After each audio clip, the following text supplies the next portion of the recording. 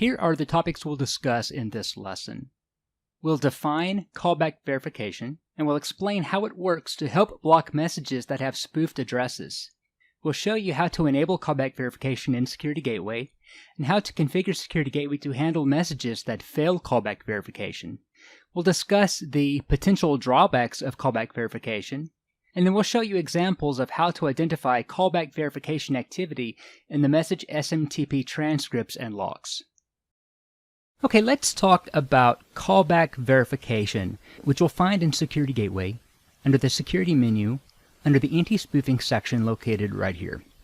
Callback verification is a security measure that helps prevent spoofing by checking to see if the email address passed in the mail from command is an actual valid address or user on that sending mail server. The way it works is it connects to the MX record, the MX DNS record of the domain that was passed in that mail from command to verify if the account exists on that particular server.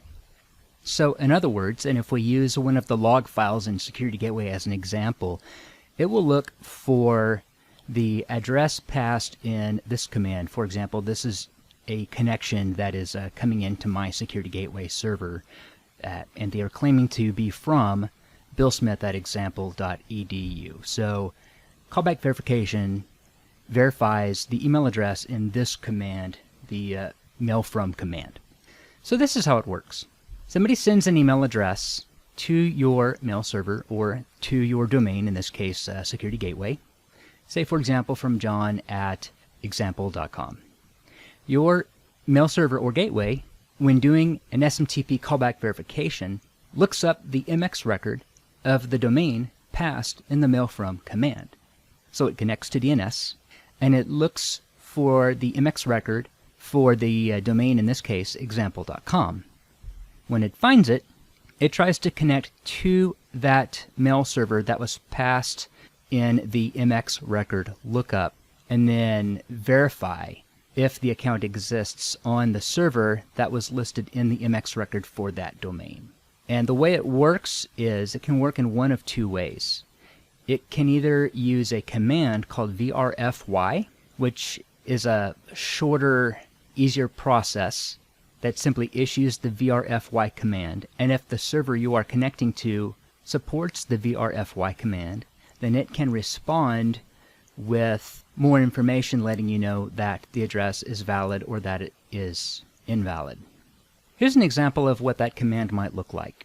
In my Security Gateway, I am protecting a domain called example.com, and I get an email from jenny.johnson@example.edu.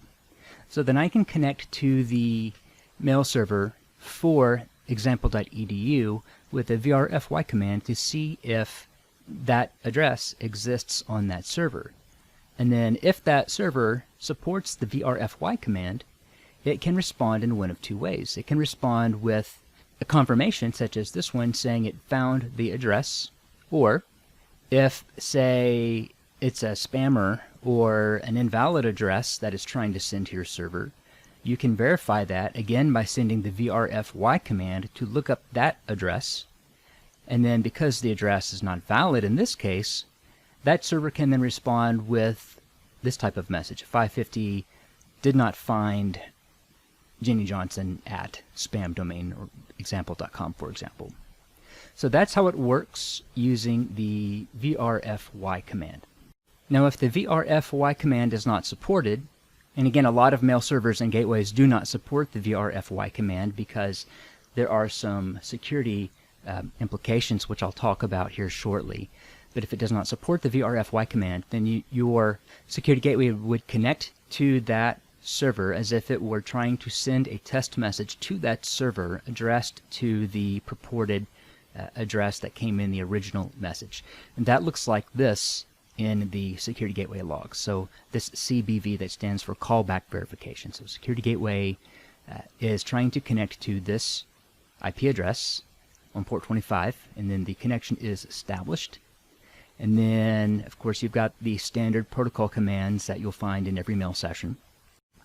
And then Security Gateway will try to issue a RCPT2 command. In other words, try to act as though it is sending a message to that address. And then the server we're connecting to can then either respond with recipient OK or an error message saying the address does not exist. So that's the longer way to do it when the VRFY command is not supported. Notice, by the way, that you can determine whether or not VRFY is supported by the server you are connecting to, that you're performing the callback verification on, because when your security gateway or mail server issues an EHLO command, extended hello, it's basically an extended version of HELO, then the server you're connecting to will respond using all of these 250 lines with all of the various what we call SMTP commands that it supports. And one of them, for example, would be VRFY, if that feature is enabled. A lot of the times it is not. So now back to our animation. Where we left off was the receiving server, or in this case your security gateway, looks up the MX record on the domain passed in the mail from command, tries to connect to it to see if the address is valid. And if it determines that the address is valid, then security gateway can accept the message and then pass it on to the mail server for that domain. So what happens if somebody spoofs the domain and security gateway receives a message from that spoofed address that was sent from another mail server, for example, a server that was taken over by a spam bot, or that might have some malware on it that turned it into a spam, a machine that was commandeered by cyber criminals and spammers. Well, in this case, again, security gateway would perform the lookup on the sending address using the VRFY command, and if the address is not valid, in this case, someone at example.com does not exist on that sending server, then security gateway knows that the message was spoofed and can then reject the message. So now that we've discussed the conceptuals, let's talk about how to set that up in security gateway. So again, if we go to the security menu, under anti-spoofing, callback verification right here, we check this box to enable callback verification to verify senders of email messages. Now keep in mind with a lot of settings in security gateway that these settings can be configured on a global or per domain basis using the drop-down menu at the top right-hand corner here. So we check the box to use callback verification. You can also check this box to try the VRFY command first if it is supported by the sending mail server. If VRFY is not supported, then security gateway will try to reconnect to that server and establish a mail session to try to send a test message to see if the address exists. And it will do that from the address that you specify here. By default, it would be the postmaster, for example. And you can also check this box to try a null from address. If a domain is not specified, for example, you can append the recipient's domain here. Some servers may or may not accept a null from address, so this would be optional. And then you have options below that tell you how to configure security gateway to handle messages, or senders that fail callback verification. In other words, you can refuse the message, quarantine the message, accept the message, and then optionally tag the message subject with a series of characters, and also optionally add a given number of points to the message's score.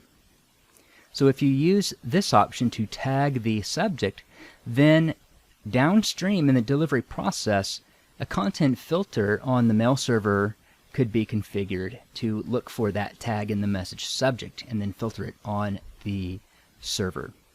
And you do have some exceptions on the bottom here. You can exclude messages from whitelisted senders or messages from authenticated sessions. Now there are some drawbacks to callback verification, which is why this feature is disabled by default. For example, there are some servers that use gray listing and that therefore replies will be delayed. So gray listing is another anti-spam mechanism that deliberately slows down a connection, or basically refuses the initial connection until a period of time has elapsed. So that can cause some delays. Another situation that you can encounter is that due to misconfigurations on mail servers and gateways, you might run into a situation where the envelope from address, for example, might be misconfigured on the sending server. And when that happens, callback verification does not perform the way it was intended. And also, one more drawback is that callback verification does not have any effect if a spammer spoofs a real email address or uses the null bounce address. So keep those things in mind, but those are the reasons why this feature is disabled by default in Security Gateway. So if we go to the logs in Security Gateway, I'll show you an example of what it looks like when a message fails callback verification. And we've got a few examples here. And as you can see, these were quarantined. So we'll double click on one. And you can see everything is nicely color coded so you can see what happened. So I'm going to scroll all the way down to the callback verification section, which begins right here, executing callback verification. And Security Gateway attempted to connect to this host. A connection was established.